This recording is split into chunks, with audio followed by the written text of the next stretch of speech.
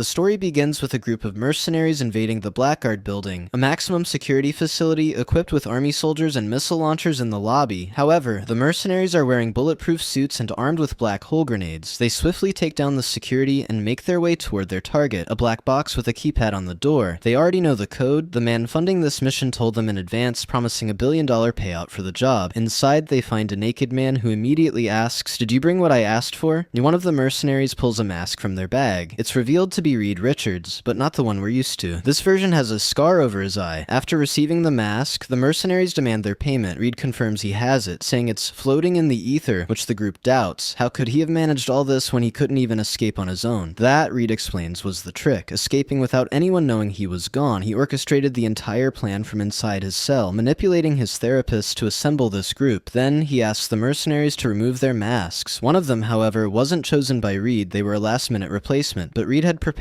for this possibility. He activates a hidden device that melts the entire group into a lifeless dummy body. Reed, better known now as the Maker, escapes. 2 weeks later, Mr. Fantastic and Black Panther arrive at the ruins of the Blackguard building. They begin investigating. T'Challa suspects government involvement while Reed is more cautious. T'Challa retrieves a device from a contact and they discover a hidden room. Inside, they find the Maker's body double, which promptly melts into goop before them. Reed isn't just worried about the Maker's location. He's more concerned with what his evil counterpart is planning. A week later, the Maker infiltrates the Baxter building and uses Mr. Fantastic's equipment. The next day, Reed, Doctor Strange, Black Panther, Iron Man, and several other heroes gather to assess the situation. They've discovered that the Maker has stolen large amounts of vibranium from Wakanda, 4 inhuman spheres capable of powering a city for over 1,000 years, a bridge from a secret Stark warehouse, a mutant gateway, an immunity lance from the Sanctum Sanctorum, and several dilution shields from Atlantis. As they debate why he took these specific items, Tony Stark concludes it's a message. The Maker wants them to know. When he activates the stolen tech, the heroes will get a signal, though by then it may be too late. Meanwhile, the Maker visits Miles Morales at home. Miles, surprised, asks, "Who are you?" The Maker introduces himself and tells Miles they're brothers of a sort, both survivors of a dead universe. Miles asks why he's there. The Maker says he's going home and felt it wouldn't be right to leave without asking Miles to come along. Miles declines. The Maker hands him a blank business card in case he changed his mind and vanishes. Finally, the heroes attempt to stop the Maker as he activates all the stolen devices. The Maker taunts them, asking, "How can you stop me if you don't know where I'm going or what I'm about to do?" He adds that by the time they figure it out, it'll already be too late. Black Panther declares, "We'll follow you, we'll find you," but the Maker has prepared for this. His device purges and randomizes his destination as he travels, making it nearly impossible to trace. It could take years, but the heroes won't give up. The Maker announces he's heading to a place he can finally call his own, a new universe. As he steps into the portal, he turns to Reed and asks, "If the roles were reversed, would you be any different?" Then more directly, "If you could truly change things, would you erase me from existence?" Reed responds, "Yes." The Maker smiles and replies, "I'll keep that in mind." Next, we see Peter Parker in the lab, just moments before he's supposed to be bitten by the radioactive spider. However, before the spider can sink its fangs into him, a man snatches it from his neck and places it into a test tube. It's revealed to be the Maker. In this universe, he's interfering with the origin stories of the heroes who could potentially stop him, removing their powers or altering them to make them more manageable. Peter was just the beginning. Thor now bows to Loki. The Bifrost has been shattered. The Fantastic Four never received their powers. The cosmic storm that should have transformed them missed their space expedition. Yet, despite his control, there are still anomalies the Maker cannot contain. Bruce Banner still becomes the Hulk. But in this world, he learns to master his rage and transforms into a spiritual enlightened being. Obadiah Stane and Howard Stark jointly run the Stark Empire. The Maker was unable to locate the frozen body of Captain America, meaning he couldn't eliminate him, because in this universe, Project Rebirth never happened. The Maker has established himself as a powerful and seemingly benevolent figure, constructing his own territory named the City. He lived there for 1,000 years, but even after all his accomplishments, the Maker feels a lingering regret. He wishes he had done more, and now he plans to. In Manhattan, we see Iron Man soaring through the sky, cutting between skyscrapers, but when he returns to Stark Tower, it's revealed this isn't Tony Stark in the suit, it's Howard Stark. As he steps out of the armor, a glass of vodka is already waiting for him. Obadiah Stane enters the room with a serious expression. He tells Howard they need to talk. Together, they run an umbrella corporation, an entity so powerful it literally controls a portion of the world. Stane urges Howard to step out of the lab and go to the city. Howard resists at first. He's never liked politics or extra appearances, but he's already agreed to make the trip eventually, so reluctantly they suit up and head to Latveria, where the city and the Maker reside. In the city, a red carpet is rolled out. It's a diplomatic event, a showcase of global power. World leaders are in attendance. Bruce Banner, now enlightened and fully in control as the immortal Hulk, Silver Samurai, Sunfire, and Viper representing the Harada-Yoshida alliance, and the Rasputin family, Magi, Colossus, and Omega Red. The Maker greets them all, calm and composed, but then a massive portal rips open in the sky. Out pours a clone army made up of alternate versions of Captain America, Thor, Giant Man, Wasp, and Vision. They launch a full-scale attack on the Maker and his guests. Howard, who doesn't have his suit, is forced to stay out of the battle. Obadiah, however, has his and joins the fight alongside the world leaders. During the chaos, Obadiah is injured by a Vision clone. His armor becomes unstable, and a bolt of lightning from one of the Thor clones strikes him directly. The impact causes his suit to explode right in front of Howard. Howard is knocked unconscious by the blast. When he wakes up, the Maker is standing over him and informs him that Obadiah was killed. However, he tells Howard there is something he needs to see. The Maker takes Howard to a secure prison holding the surviving clones. He explains that these are not ordinary enemies. They are temporal suicide bombers sent from the future to assassinate the Maker and possibly Howard as well. To demonstrate the true nature of the threat, the Maker orders his soldiers to bring in a group of seemingly random civilians. After analyzing their genetics, the Maker identified them as modern-day ancestors of the future assassins. To Howard's horror, the soldiers execute the civilians. Almost immediately, the clone prisoners begin to decay and melt into goo. Their bodies break down entirely, erased from existence as their ancestral lines are severed. Furious, Howard tells the Maker that they will do the same to him, go back in time, find him as a baby, and erase him from history. But the Maker calmly responds that it's impossible. He is not from this universe. He arrived here fully formed, with no past in this timeline for them to erase. The Maker then shows Howard the Immortus engine, a time machine he used to reshape Howard's world into what it is today. It's at this point that Howard realizes why the future clones came, because the Maker had destroyed both their future and their past. Howard insists they need to destroy the machine, but the Maker admits he wouldn't even know how. Howard thinks this is the assassin's first attempt, but the Maker informs him it's not. The Maker then removes his mask, revealing the horrific damage from a previous assassination attempt that occurred 2 weeks earlier. A large chunk of his upper right skull is missing, along with his eye. He will heal, but it will take time. However, due to these injuries, the Maker's memory is fragmented and unreliable. He tells Howard that now more than ever, he needs his help, more than anyone else on this world, because Howard may be the one who built the machine. Next, we see Howard and Tony attend Obadiah's funeral, and after the burial, Tony asks his father what happened in Latveria. He had seen the attack on the newsfeed, but there had been a blackout, so he didn't get the full story. The scene flashes back to 2 days earlier. Howard is in the Maker's castle, along with other world leaders, all waiting for the Maker to provide answers about the future assassins and how to deal with them. There, Howard meets Emmanuel da Costa, who helps him feel more comfortable with the group. Howard is confused when he sees the Rasputins present, as they are currently considered enemies by the European coalition and its allies. Howard has never been interested in the affairs of world leaders, and Obadiah Stane had never told him much. The group reveals that the 7 major power blocks are not truly enemies at all. Instead, they have maintained a decades-long facade where each nation takes turns playing the role of a rogue state to distract their citizens with manufactured external threats, keeping attention away from internal problems. In short, they maintain an illusion of peace in an illusory time of war, a system fully supported by the Maker as part of what he calls the greater good. Howard is shocked. This is the most insidious thing he has ever heard. Da Costa and the Hulk try to reassure him, explaining that their actions have reasons. The Maker has previously run several experimental societies inside the city, demonstrating that world peace, whether achieved voluntarily, coerced, or enforced, is never a successful long-term strategy. Essentially, humanity cannot accept true peace. The Hulk elaborates, clarifying that they don't believe all of humanity rejects peace, but rather that most people cannot handle it. The Maker then finally appears and offers another reason for maintaining the status quo. The people hate the powerful and rich who rule over them. This hatred makes it necessary to give the masses something else to focus on, something the leaders have become very skilled at doing. Howard is even more perplexed and asks the Maker what the powerful actually do. What is the real work they accomplish? The Maker smiles and says, "Now we are getting somewhere." Back in the present, Howard and Tony board a helicopter. After hearing what happened, Tony asks his father what he plans to do. Howard admits there are too many variables, and he's skeptical about rushing into action. Tony insists his father should fight them, but Howard argues that doing so would only prove their point, and there's always the chance he could lose. When Tony asks if Obadiah knew about any of this, Howard says he wants to believe he didn't. Still, he knows he'll never truly get that answer, and he isn't sure he wants it. Tony presses again, saying his father should fight and win. When they land, Howard tells his son he's still processing everything. He has a few ideas, but he needs time to sort them out. Tony offers to help, but Howard refuses, explaining that the reason he's doing this is so Tony can outlive them. He promises to let Tony know if he needs his help. We flash back to one day ago. The Maker takes Howard deep inside the city, to its most secretive section where some truly genius work is done. There, they are constructing the Immortus engine. The Maker then introduces Howard to an assistant who will help him build the device, Reed Richards, who wears a metal mask resembling Dr. Doom's. In the far future, we see the hero clones gearing up for another invasion. They are ready to die, which excites their leader, revealed to be Kong, who tells them that the time is now. As Howard and Reed work on finishing the new Immortus engine, Reed confides in Howard that he knows secrets about the Maker, sins the Maker keeps close to his heart, including where he came from and how he shaped their world into what it is now. Reed offers to share these secrets, but Howard is more focused on completing the machine, reasoning that once it's finished, they might have all the time in the world. During a break, Howard asks Reed how long he has been imprisoned in the city. Reed replies that he doesn't know. He tried to figure it out, but time would slow down and speed up unpredictably, always accompanied by the Maker's cruel laughter. The Maker tormented him, relishing the suffering. Howard then asks if the mask is part of the torment, but Reed explains that the Maker made it clear. The mask represents who he truly is. The Maker hates him, though Reed doesn't know why. After hearing this, Howard offers to help Reed escape, but Reed tells him, "You cannot run from who you are." 1 week later, Howard and Reed had finished building the Immortus engine. The two of them had cooked up a plan, but Doom felt something might go wrong. Howard felt the same, but reassured Reed that everything would be okay and that they would see each other on the other side. Howard prepares to hand the device over to the Maker, while Reed disguises himself to infiltrate the Maker's lab. The Maker is pleased with Howard's work. However, Howard corrects him, explaining that he merely copied the engine and improved upon it. The original was created by someone else, presumably the Maker from the past. The Maker muses that he might take this new engine to his younger self and build his own version of the Immortus engine. While Howard and the Maker speak, Reed quietly sets Howard's plan into motion, sabotaging the city's mainframe. He shuts down its temporal shield, allowing King and his army to breach the city. The shield then reactivates, trapping the clones inside. An intense battle erupted as Kang's army faced off against the Children of Tomorrow. The Maker angrily berated Howard for dooming all his work and the world he had created. Howard joined the fight, telling the Maker that he had made his own choice. The Maker commanded his soldiers to bring him Kang. The Maker found and confronted Kang, and they battled fiercely. Kang smashed the Maker's head and shattered his helmet. Kang's temporal powers indirectly repaired the Maker's injured head and caused him to remember who Kang truly was. In the past, the Maker had used the Immortus engine to travel to the far future to see what had become of the world he had remade. Instead, he found himself face to face with Kang, who had been waiting for him, and blasted off half of his head. Meanwhile, Howard became caught up in the battle, and his armor was damaged by one of the Thor clones. He crash-landed near the Immortus engine and attached it to his armor. Wielding the engine's power, he shut down its damper, releasing a powerful blast that knocked out everyone in the city, including Kang and the Maker. Outside the city, at the Maker's castle, Reed hesitated but ultimately took possession of the damaged Immortus engine. Back inside the city, Howard emerged from his wrecked armor and approached Kang's unconscious body. He removed Kang's mask and was surprised and saddened to discover Kang's true identity. The last part of the plan was complete. The city was sealed off from the outside world, trapping everyone inside, everyone except Reed. 1 week later, the world's leaders gathered at the Maker's castle to discuss the Maker's fate inside the city. They have no way to open the city, and they know that time inside moves much slower. 3 months outside equals 3,000 years inside. Emmanuel da Costa states that the city will only reopen after 2 years, leaving everyone uncertain about what will emerge. The leaders then turn their discussion to the status of the United States and the North American Union, which currently lacks sovereign leaders since Obadiah Stane is deceased and Howard's fate remains unknown. They decide to vote on whether to appoint a new leader or to divide the Union among themselves. At Stark Tower, Reed meets with Tony and gives him his father's letter, the damaged Immortus engine, and the Maker's secret files. Although Tony is saddened by Howard's unknown fate, he is determined to carry on his father's mission to undo the Maker's work. With Reed's help, Tony builds a new suit of armor with the repaired Immortus engine integrated into it. He decides not to call himself Iron Man, feeling the title still belongs to Howard, and instead takes the temporary name Iron Lad until he earns a better one. Now, it is Tony's and Reed's mission to help the heroes affected by the Maker regain their powers, using the files to find them and awaken them from the Maker's altered reality. Some heroes just need a push, while others require the circumstances that gave them their powers to be recreated. The first they find is Captain America, still frozen in a cave. This marks the origin of the Ultimate Universe. Well, that's it for today's video. Let me know in the comments which Ultimate Universe character you'd like to see me cover next. That's all, folks. Peace.